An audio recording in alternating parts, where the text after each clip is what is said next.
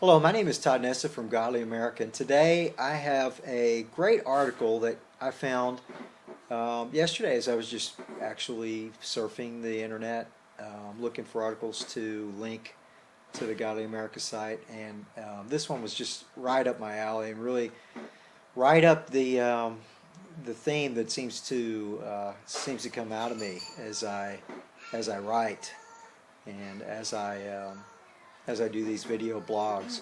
And this article is entitled "Before Hitler," and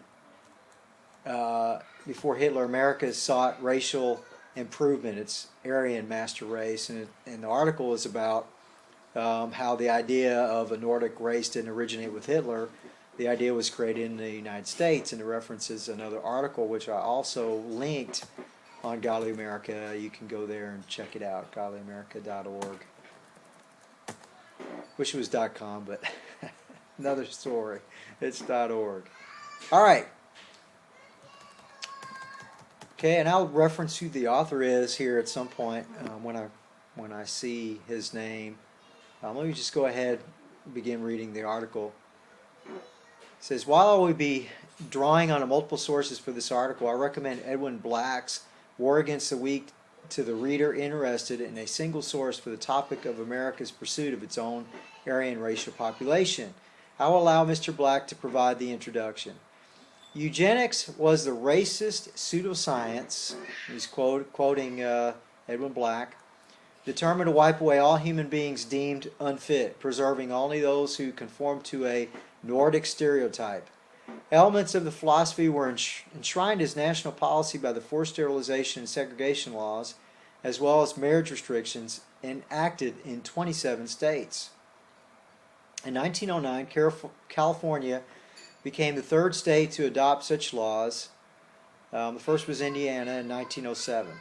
Ultimately, eugenics practitioners coercively sterilized some 60,000 Americans, barred the marriage of thousands, forcibly segregated thousands in colonies, and persecuted untold numbers in ways we are just learning. Before World War II, nearly half of coercive sterilizations were done in California, and even after the war, the state accounted for a third of all such surgeries. I can't think of anything more evil, and really it's been for me within the last several years where I even learned that there was forced sterilizations in the United States. I didn't, in my generation, we just kind of didn't grow up in that era and never would have realized it. It was never reported in the history books that I read in high school or in any of my schooling anywhere, but it's documentable, and I'm sure there's probably many people have gone out to try and collect as many books that would reference this type of thing as possible and get rid of them,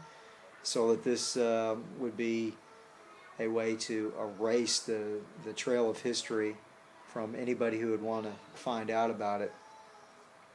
But it did actually, in fact, happen. It is a part of our history.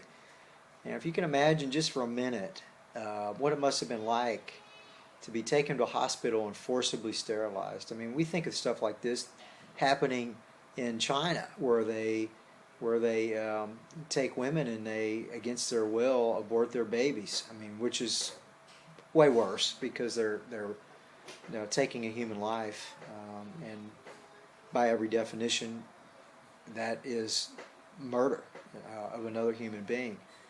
The only difference being that human being is defenseless and young enough or little enough that it cannot survive on its own inside of the womb, which to me is even more heinous of a crime.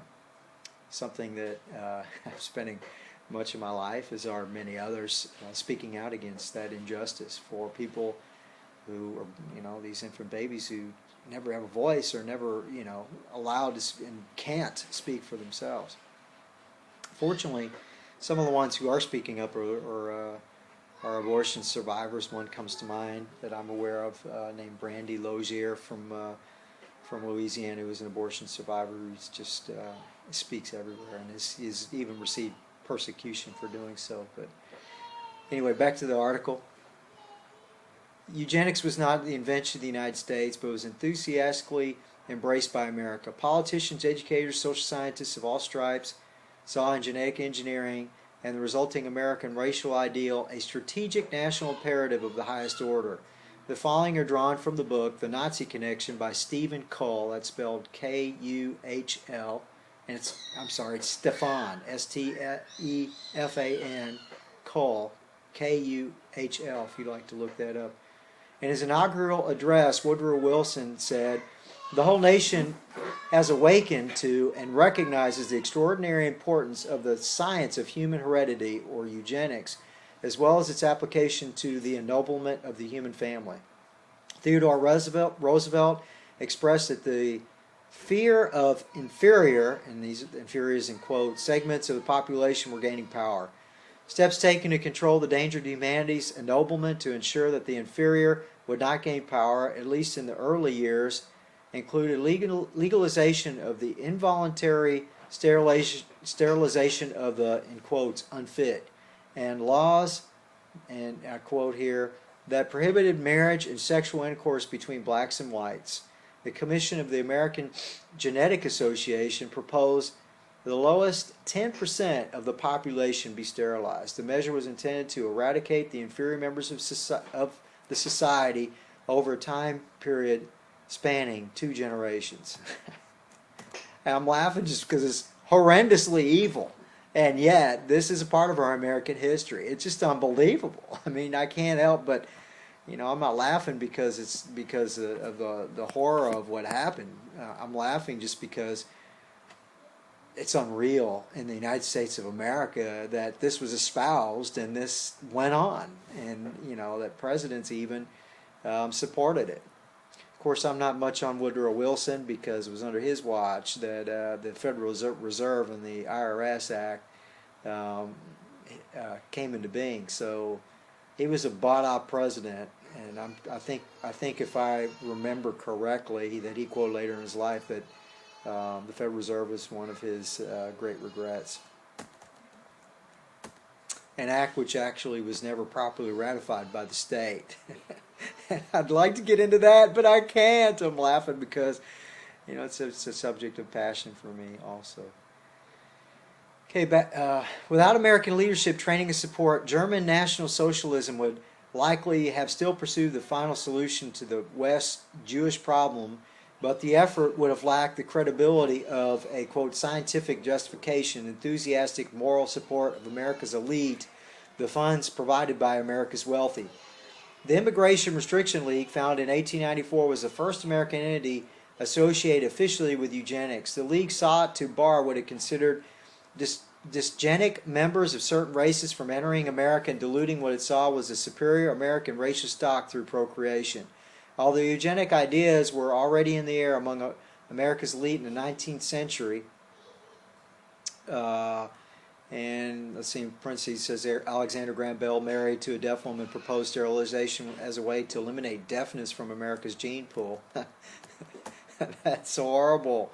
Absolutely horrible. Unbelievable.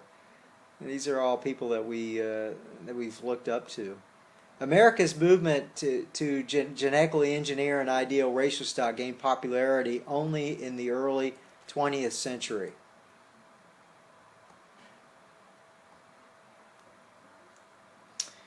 In 1904, the Carnegie Institution created a laboratory complex on Long Island dedicated to eugenics research. Carnegie's generosity was soon matched by other far-sighted philanthropies such as the Harriman Railroad Fortune and the Rockefeller Foundation. The Rockefeller Foundation helped found the German eugenics program and even funded the program that Joseph Mengele worked in before he went to Auschwitz. But this is getting ahead of our story. Before describing how American eugenics was applied to social engineering in the years before Nazism, it is instructive to acknowledge some of its more prominent supporters. And boy, here we get into all these big-name financiers in the United States. A short list of the founders of the American Eugenics Society, established in 1922, includes J.P. Morgan of U.S. Steel, Miss E.B. Scripps of Scripps Howard and United Press International, John H. Kellogg of cereal fame, and Margaret Sanger of Planned Parenthood.